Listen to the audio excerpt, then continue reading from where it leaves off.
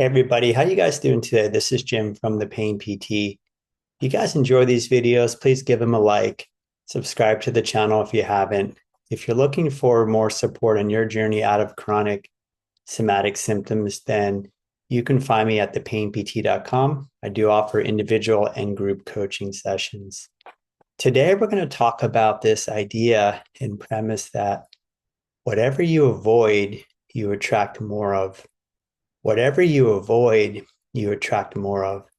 And we think about that word avoidance or avoid. It's a really important word when it comes to chronic sensations, chronic pain, chronic symptoms, because we're having a lot of discomfort or irritability or uncomfortability in the body. The natural tendency for any person is to avoid something that causes more pain or causes more discomfort.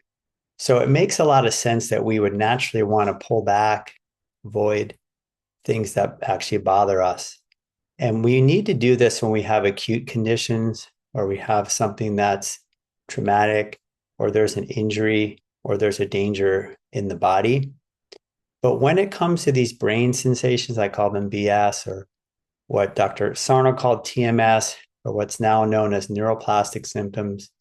When your brain and nervous system become involved or are the primary driver or causative factor to your symptoms, then avoidance becomes a really bad strategy. Avoidance is not going to help. Avoidance is actually going to create more of the same thing. It's going to attract what you avoid. And this is because of one emotion in particular, which is the emotion of fear. We talked a lot about fear on the channel. And when you have true fear, you should avoid. That makes sense, right? If there's a fire, you wouldn't put your hand in it. If a car's about to hit you, you would jump out of the way, on and on and on. But when it comes to our brains, I've mentioned before in the video and some other videos that the brain is perceiving danger or threat, or that the threat or danger, it lives in your brain, not in your body. And this is what happens with these chronic somatic symptoms, whether it be from PTSD, stemming from adverse childhood experiences, traumas, where the brain has just learned this and has made associations now with things happening in your life. And we know, again, anxiety, remember, anxiety gets dialed up. Anxiety is a false fear, right? Not a true fear. Once it gets dialed up in your brain, it doesn't autocorrect. I mean, it doesn't a lot of times just go back down. It can go up and then stay up. And it's our jobs to reteach and show the brain that we're safe, that we're secure, that there is not a danger or threat happening now. And so this is where avoidance comes in. Because when we avoid, what we teach our brains and show our brains is that there is a danger or threat. And then we attract more of that to us. Okay. So the brain becomes more fearful. So the more that you avoid something, the more fearful your brain gets. Now remember, this is not real fear. This is called anxiety. And the difference again between anxiety and fear is that anxiety is an irrational, elevated fear that your brain is perceiving. It's called perceived danger or perceived threat. And like I said, real fear is real fear, a real danger, a real threat. Now remember, most of the threats we're talking about here are at the brain level. There's a perception there on a psychological level, on an emotional level, okay, a social level, not a physical level in the body. So that's why all our energy, or a lot of our energy, is geared to working on our brains to teach and show our brains that we are safe, we're secure, we can handle situations, we can do things, we don't need to avoid things. So whatever you're avoiding, just know you are strengthening or you are attracting more of that to yourself. And once you know what this is, once we know that this is your brain and not your body, once we know there's no damage in your body, there's no acute injury, then we can proceed forward. Now, is this easy to do? Absolutely not.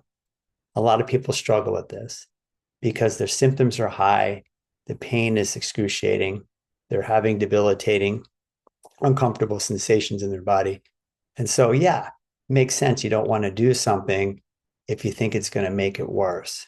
But we need to understand is by not doing something, we're actually making it worse.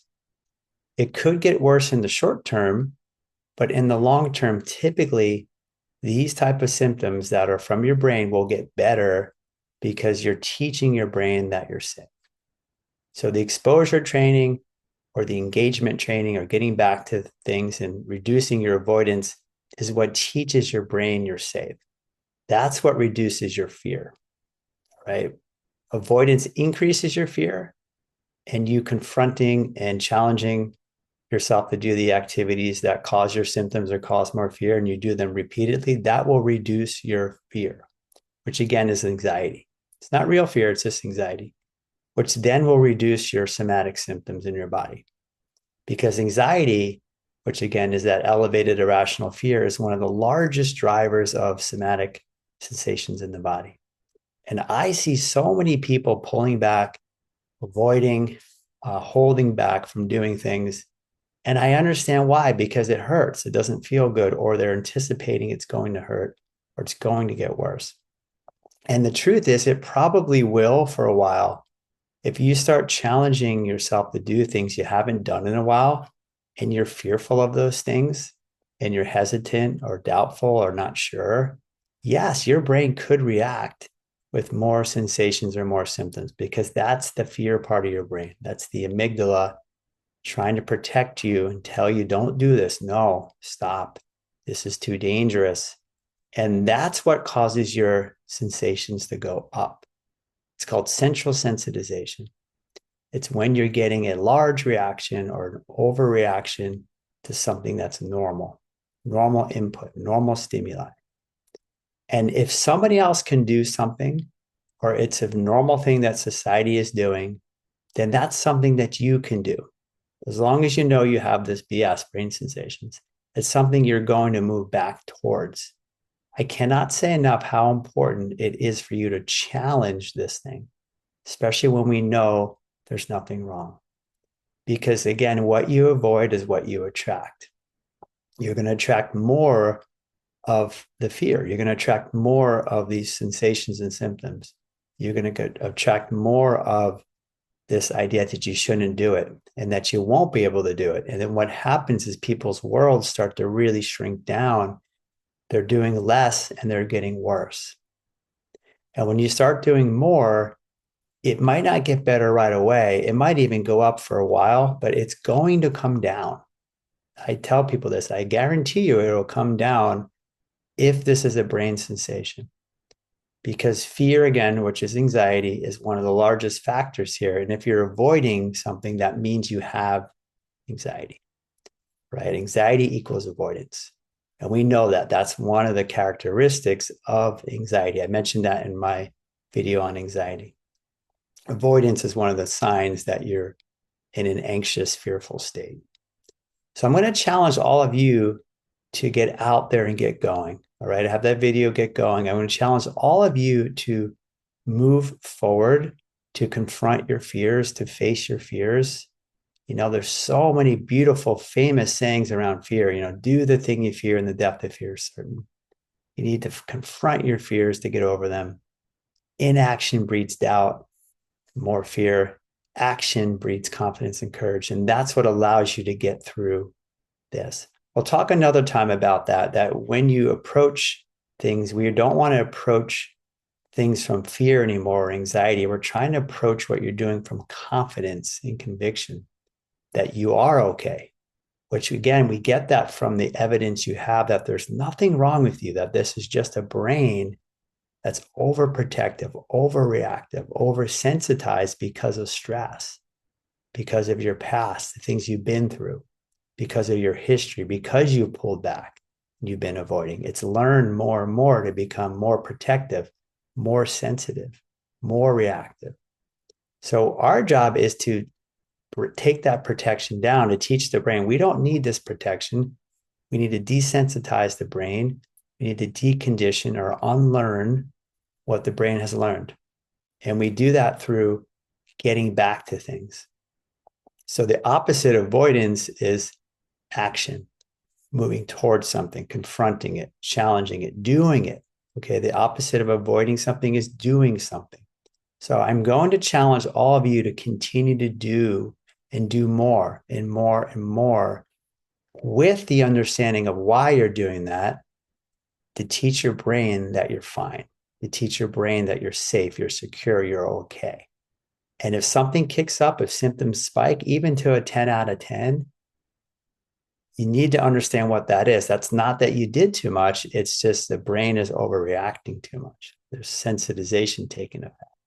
It has to make sense, everybody. If you're doing something normal, you should have a normal reaction, which in most cases is nothing. But if you're having a large reaction or a reaction to something that's normal, that's a sign it's your brain. It's not your body, okay, when we come to these chronic conditions.